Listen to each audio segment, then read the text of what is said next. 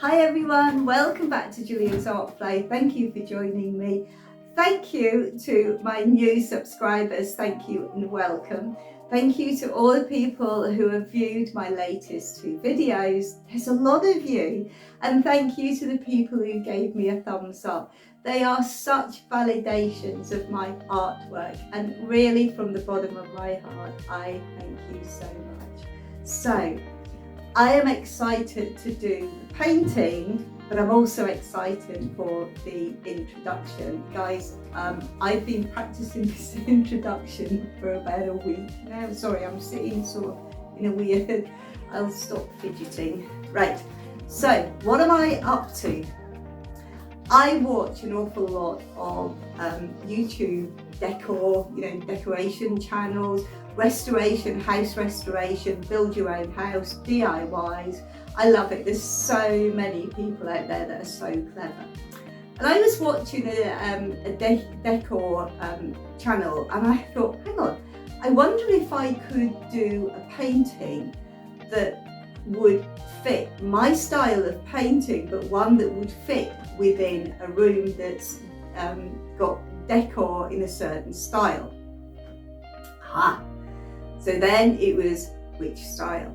So I looked at Scandinavian and I looked at Japanese. They're both very similar. They both do minimal. Well, a lot of my paintings now are minimal. They're minimal colours. They're not, I don't think they're oof in your face. They are quite minimal. And I've been doing a lot of clearing out of my cottage recently. So that fits in with my style. They're both styles that like to bring the outdoors in the form of plants and houseplants. I have an abundance of houseplants. I love my houseplants, so that fits in with me as well. So they both use wood. Now the Scandinavians use light wood. The Japanese like to use darker toned wood to bring in some warmth. So I love wood, and if I could, I would have wooden floorboards. But my landlord said no, so I can't have them. But I can dream. So that fits in with me as well. Now this is where they differ with the colour palette. So the Scandinavians like to keep things light, and they bring colour in using pastels. So it will be light blue, light yellows, light pinks, nothing in your face kind of colours. The Japanese, on the other hand, they like to bring their warmth in with their colour palette by using what we would class probably as autumnal. So they like the russets, the muted golds. They do use black, but not as much as people seem to think. But they've got the deep reds, those kind of colours. So, can I do this? Can I do a painting that matches Scandinavian and the Japanese and put it together? And I discovered there is actually a decor style where they are meshed together. So the question I ask you, my friends, and the question I'd like the answer to down below in the comments is, did I manage to Japandi? Let's go and find out. Landing your parents, so we get a hotel. Heard it was more than both of us could afford. Wave goodbye in the driveway, so we will keep in touch. Between the 600 miles and your college degree, I guess that neither one is calling enough. Say what you want, leaning on my shoulder.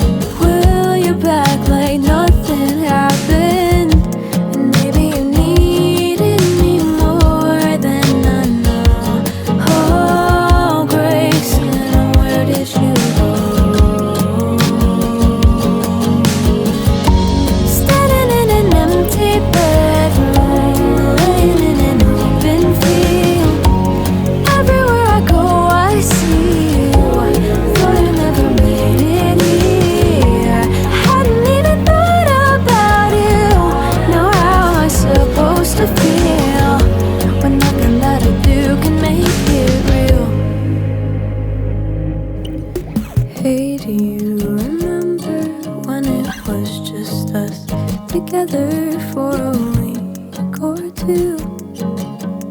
But then I started shifting slow, so I let my grip loosen. I never thought you'd do it, and I hope I'm wrong. I hope you never felt so lonely, but maybe you need it just about anyone.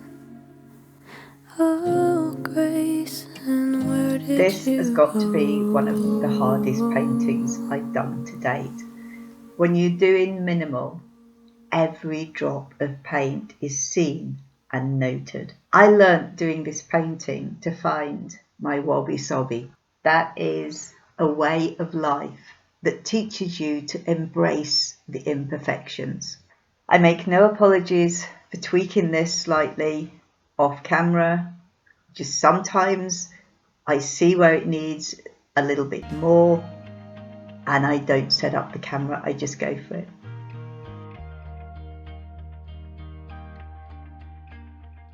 Thank you for joining me. I hope you enjoyed. Don't forget to leave comments down below on whether you think I really did Japandi. Until next time, my friends, take care.